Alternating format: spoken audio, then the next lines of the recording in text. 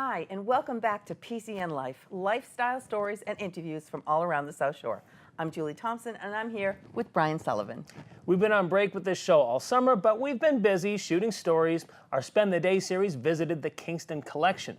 So, I'm going to start with this. When you have to do like a major shop, this isn't groceries, I mean shopping for gifts, things around the house, what's your usual means of doing it? I hate to say it, but I do it online now most of the time.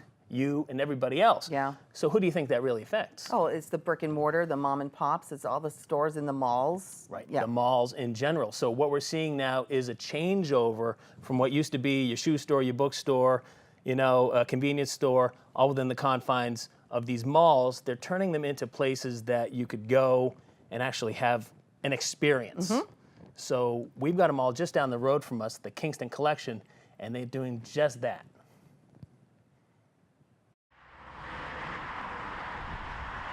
In South Kingston, just off of Exit 8 from Route 3, you'll come across a landmark that, when it first arrived here in 1989, was an oasis for the weary traveling shopper. What was then known as the Independence Mall would serve as a middle ground shopping spot for people on the South Shore that had to either travel to Hanover or Cape Cod if they needed to go to the mall. Since that time, this place has undergone countless changes as storefronts big and small have come and gone. Now, not only does it have a new name, but a new philosophy as well. To poorly paraphrase an old cliche, this ain't your grandfather's mall. It's not even my mall. In fact, it's not a mall at all. It's a collection. And inside, rather than finding a series of random stores just for shopping, what you'll find are a lot of destination spots, the kinds of places you could take your family to and spend the day. And that's what we intend to do. Of course, there are still movie theaters and a food court. There's a Macy's down one end and a Target down the other. But what about an indoor go-kart track or a restaurant where you can actually sit in on a live cooking show? The fact that this mall has gone down this road might be a sign of things to come for malls across the country. Retail in general has just oversaturated. It's simple economics. There's way too much supply for the amount of demand. So this happened way back when with Caldor and Bradley's and Leechmere. They were all gone. But now we've taken this concept of a mall and expanded it into, now what do? We need to offer something for everyone in one building, and that's how we're going to continue to grow and evolve in this industry. In short, the stores that used to bring them in don't bring them in anymore. They've been replaced by locations where visitors can have a memorable experience that takes them beyond just retail. For instance, if you've got the kids but you haven't gone to the gym yet, everyone can leave happy without having to make any concessions. Just drop the kids at Billy B's, which appears to be a 21st century version of Chuck E. Cheese without the creepy robot band. For all of your exercise needs, there's a Fit Factory on the East End. The Fit Factory is a locally owned franchise with only 2 other locations, one in Braintree and one in Foxborough. Here in Kingston, you'll find 3,000 square feet filled with all the cardio, exercise machines, classes, and free weights you'll need for a solid workout. When you're done using your muscles, there's a place you can go and be a little more cerebral. Head on over to Escape the Mystery Room. For those not familiar with what goes on here, store manager Pamela Hatch explains. We are sort of like a real live detective experience. You choose a room. We have one of 8 with different levels of difficulty.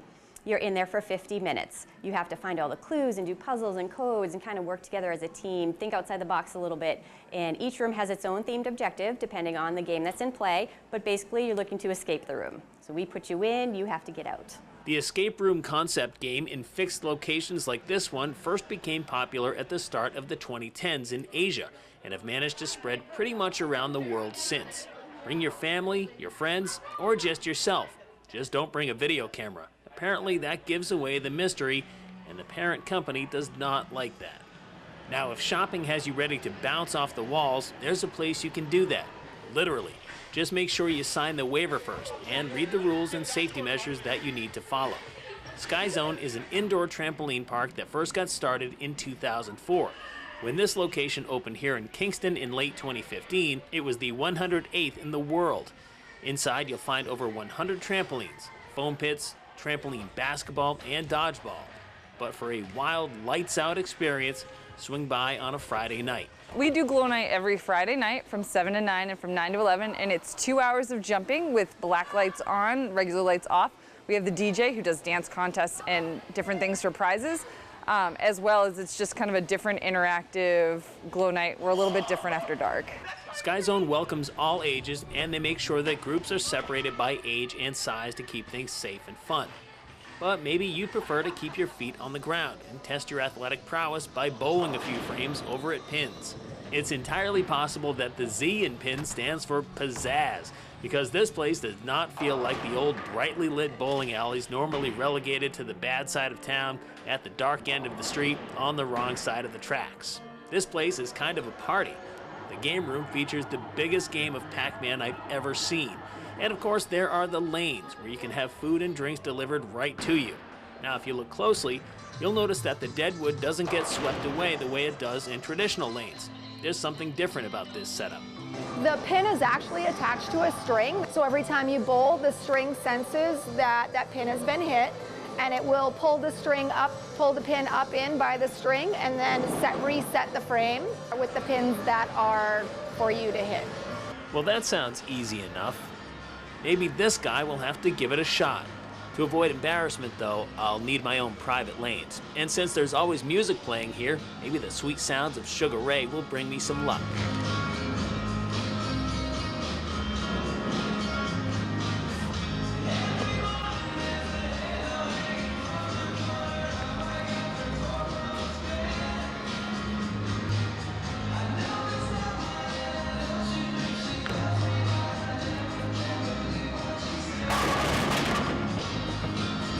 If you're traveling inside, you can find pins right around the halfway mark of the collection. And if you're like me and you don't want to have to walk through the entire place just to get to one spot, Pins has an outdoor entrance that you can get to from the back parking lot. It's pretty handy. Just across from Pins, you'll see this store. And if the name alone doesn't entice you, perhaps the puzzles and models at the entranceway will. Moving further into the store, you may notice that the intensity of the games increases from the Ouija boards to those designed for a more advanced audience. Well, that audience has grown immensely since the 1980s. What was the guidebook then has now become this. Players meet at tables like these, rather than the basements of yesteryear. While tabletop role-playing games used to appeal to a niche market, it has now turned into a billion-dollar industry. So if you're not playing these games, maybe you're the one on the outside. Medieval Starship hosts game nights like this each weekday night as well as weekend days.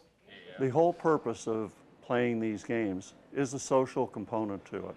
You get together with your friends and you're having fun. And the game is simply the avenue by which you get together to have that fun. It can be a variety of different types of games. It can be a variety of different social settings. But the goal is to enjoy what you're doing. In a large respect, we're not selling the games, we're selling the fun and the excitement of playing the games. And when all of this game playing has worked your appetite into a frenzy, follow your nose to the southwest end of the collection and you'll find Waxy O'Connor's, or Waxy's as it's known by the signage. It's a national chain with several locations here in Massachusetts. This store in Kingston opened in January of 2016 and features over 40 tables, some of which have taps on them. With all of the creature comforts here, it's easy to forget that you're still in a shopping mall. We want it to be our oasis, you know, go do your shopping in the mall and then come to Waxy's to relax with a custom-made cocktail, over 61 draft beers from all over the world, with a heavy focus on the local brands. You'll also find a nice selection of Irish whiskeys, and if you're lucky, hopefully you can grab a seat at the wraparound bar and get a glimpse at one of the dozens of flat screens up above. Not a bad way to end the day. And that ought to just about wrap things up. So thanks for taking this trip through the Kingston Collection with us. In the meantime, I think this old-fashioned Irish American is going to stick around and have a modern Irish experience. For PCN Life, I'm Brian Sullivan.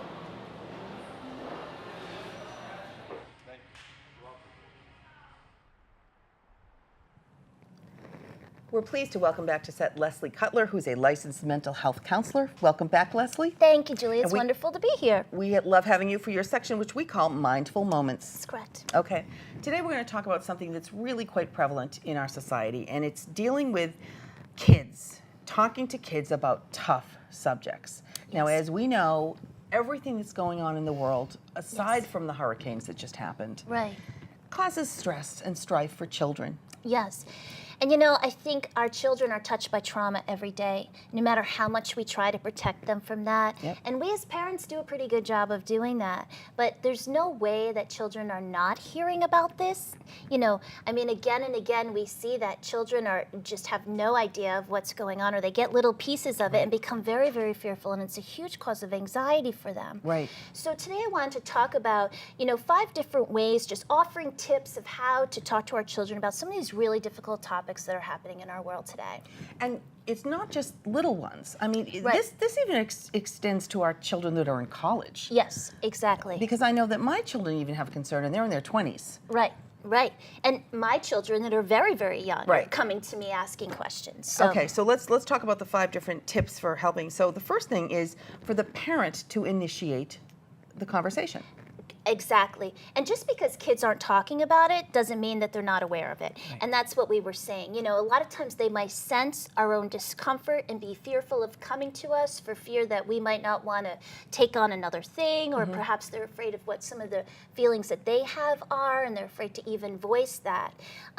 But what happens is, and adults do this as well as children, is that they speculate what might be going on, and they fill in these pieces of information with a lot of times information that isn't true. And often they've created a scenario or a situation that's actually worse than the reality of what's happened.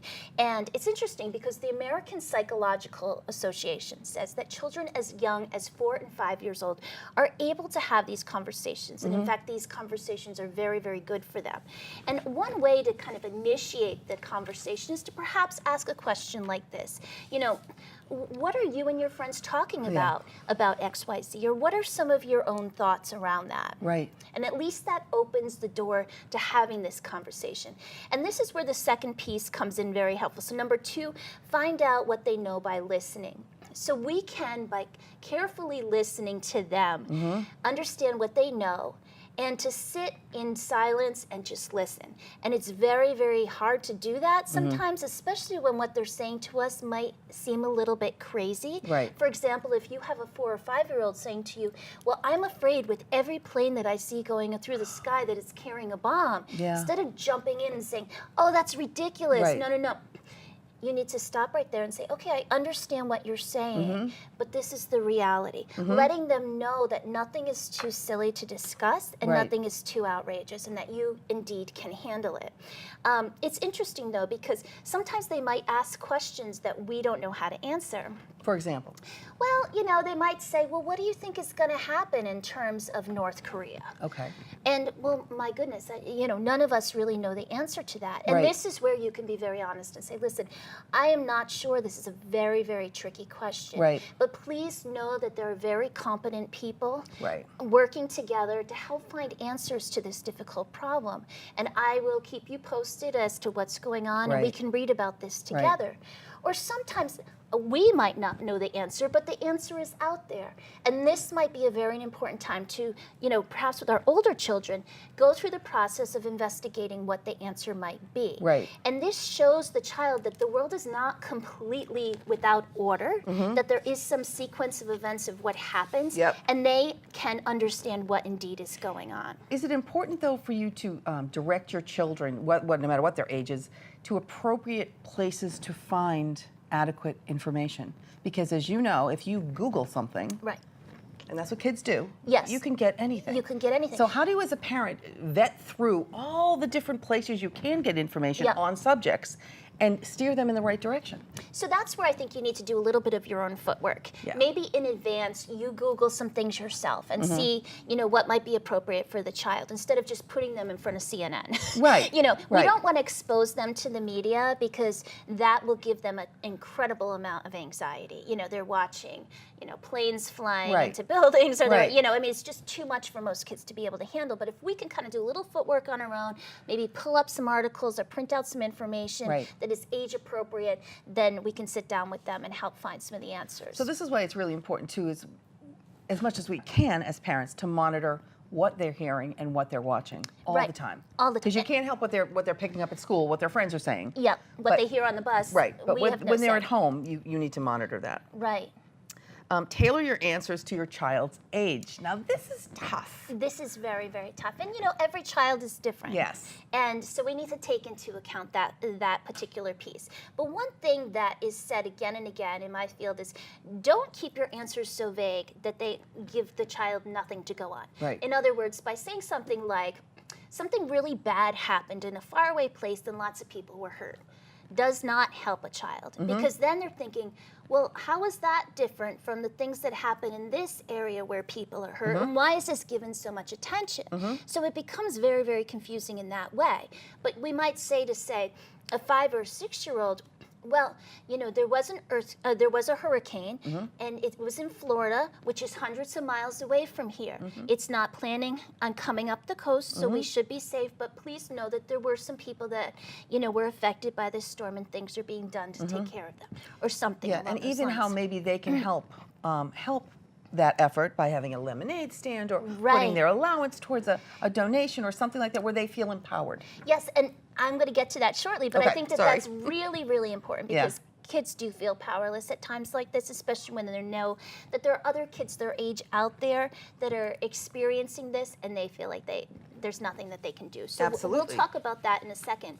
But when you're talking to grade school children or teens, you can be a little bit more specific. So in fact, my son came to me the other day, he's 10, and he had all kinds of questions about hurricanes. Well, do we get them here? What do they mean? Yep. How far away exactly are these parts of Florida? So we were able to sit down and look at, you know, a map. Well, here we are, and Yep. here they are, and this is X number of miles, and these are the towns that were affected, and this is how hurricanes form, and this is what, you know, and so it became more of kind of a learning experience for him.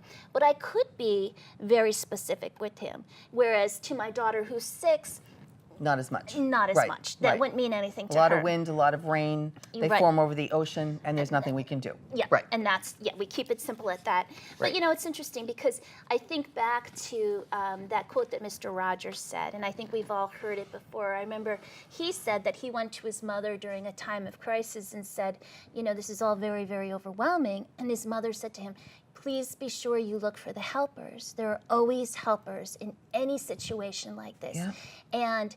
And he talked about that a lot on his show, but by finding the helpers, it kind of renews our sense of faith and hope in Yeah. the world, that there are always those people out there that are compassionate, That's the right. ones that go in that are willing to sacrifice all, which is, you know, something that we can mention to a child at any age. Absolutely. Absolutely.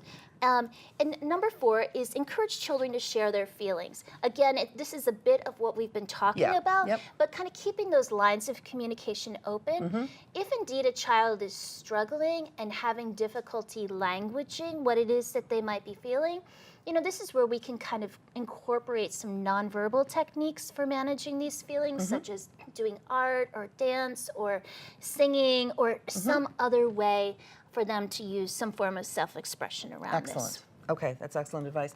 Encourage children to act. Yes. And my mom always told me, act, don't react. I love that. And I Okay. think that that's perfect for all of us to take with us. But I do believe that compassion is a wonderful motivator. And this is the time where we can show our kids what it's like to give back as well.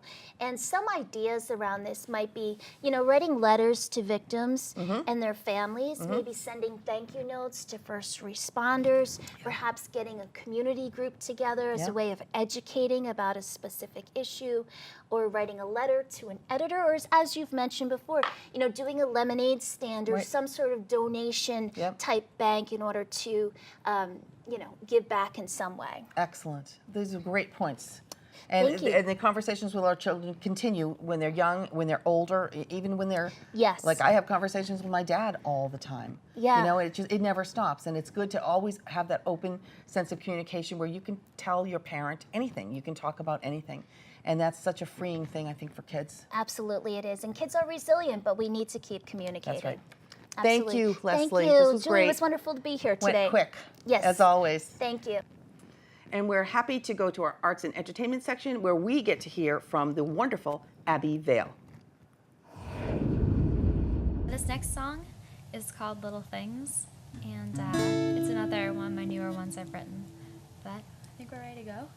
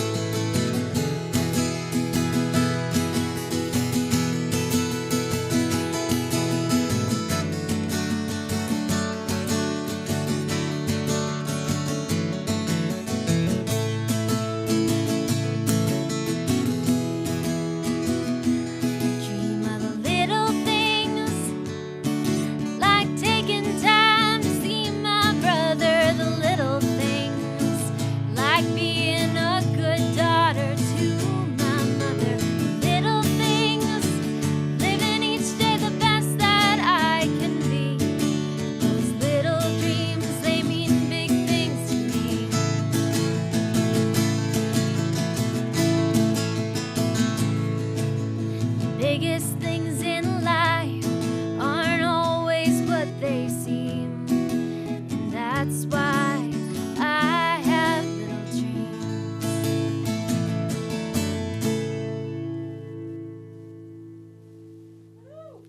Thank you.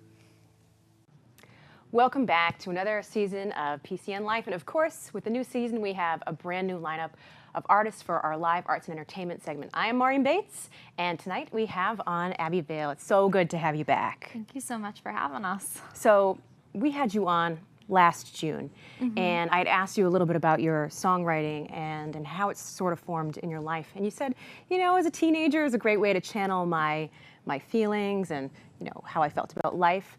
So you're a little bit older now, and from what I hear, you know, your music has matured. Can you just tell me, what are you writing about now? I'm writing more about, less about relationships, because I found that, you know, when your love life isn't as rocky, then you don't actually get inspired very much to write songs about your relationship and your love life, just because things are going so well and so smooth. And there's Payne none of writes that. great love songs, right? Right, and there's none of that, because you know, that whole part of my life has really settled very nicely. Nice. And right now, kind of the big thing for me is trying to just, you know, orient myself. I'm 23 years old, so I feel this, you know, what every 23-year-old feels, is that pressure of, you know, what are you gonna do? You know, what's your next move and all of that. Yeah. And I was thinking about, you know, while I'm under all the stress, I'm starting to write songs that are kind of reflecting, you know, this kind of mantra I'm trying to keep in my own head, of, you know, you don't have to worry about it. It's gonna be okay. Yeah. Things all work out in the end. So So sort of that transitional, like I'm a millennial and what's the next step in my life kind of feel. kinda. I think it's what every young person goes through when they're trying to figure Yeah. out, you know, because, you know, everyone's asking you, what are you doing? You know, where are you going? All this stuff, and you find this incredible pressure, because then all of a sudden, when you get bombarded with those questions all the time, you start asking yourself those questions all the time, and you know, that's a lot of stress. And I know all my friends are going through the same thing, and you know, it's and so hearing everyone, and you know, listening to my mom saying, you know, it's gonna be okay. That's what moms are for. Right. Yeah. It's really kind of driven this new kind of style of songs where the content's more about bigger ideas and, you know, the bigger picture things, not so much, you know, I'm dating this guy, he broke my heart sort of stuff. Right, so. right. So on top of which, I mean, I can see you're gigging out a lot more. You're really establishing yourself. I see your name opening for people at the Spire, and you're playing these intimate shows at Bramhalls. So tell me what that's like. What are you learning? What are the challenges? What do you love about it? I'm loving it, for sure. You know, it kind of just all happened all out of the blue. One minute it was normal, and the next, all of a sudden, we just got hit with all these wonderful opportunities, my dad and I. And we're so excited. And I think that part of that is because, you know, my dad's, in addition to you know, my own music and where I write the songs, my dad's, you know, just as much a part of, you know, the band and getting things accomplished. And, you know, he adds his own musical riffs to the back and everything. And the accompaniment, it just makes all the difference. So I think that we're able to market ourselves for a whole different type of venue and series of things. Yeah, so. there's that nice father-daughter connection, and it, you know, has this, and your music is just very storytelling, and it's kind of a nice nostalgic feel. So it makes sense that you have that kind of family feel to it. Thank you. So it's really great. And maybe this you. is a selfish question for myself, but to wrap it up, album. Are you going to write one? Are you going to hit the studio? Am I going to be able to listen to you in my car someday? Oh, yes. Yeah, I have enough material that I could write definitely a solid album. I have everything kind of all worked out. It's just a matter of actually getting to the studio and doing that, and that's always a challenge, you know, as a college student, and you know, as someone who works full time and everything, to actually get it accomplished. But you know, as you're saying, things are kind of becoming more of a. There are more things going on in our musical life, so there has been a much bigger drive to actually get that done. So that's going to be done probably within, my goal is the next 6 months, to get a really nice polished. Yeah, well, I can't wait. I really can't wait. Ever since I first heard you at the Spire, I was like, who is this girl? And I'm so glad you could come on. Thank and you. I'm glad you have the relationship here with PCN. And we're going to have you wrap up with another song. Again, thank you so much for coming on the show. And tune in next time for a brand new PCN Live Arts and Entertainment segment. This song is called Millions, and it's my newest one so far, so you ready?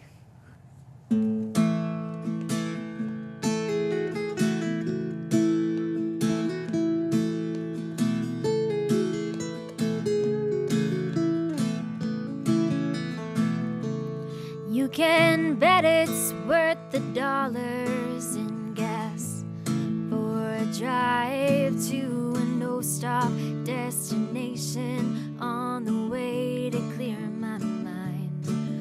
When your thoughts are set on a cigarette and your fingers tapping time on the steering wheel to an old track, take you back to a better time. I'm always running out of patience. I'm always running out of time. I'm always running on a coffee stronger than this will of mine.